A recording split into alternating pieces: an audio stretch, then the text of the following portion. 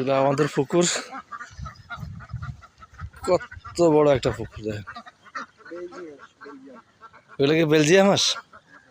এগুলো তো কালো আছে দেখতেছি, বাট তাই? ও আচ্ছা, বাট মানে তোমার কালোগুলো হলো দেশি হাঁস, আর যেগুলো সাদা সেগুলো হলো বেলজিয়াম, বেইজিং হাঁস। বাট ওগুলোর মনে হয় মাংস মনে হয় অনেক হয়, তাই না? এই যে ওরা বিক্রি করে তোমার 550 টাকা করে একটা,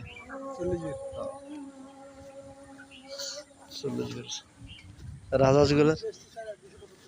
হ্যাঁ, কি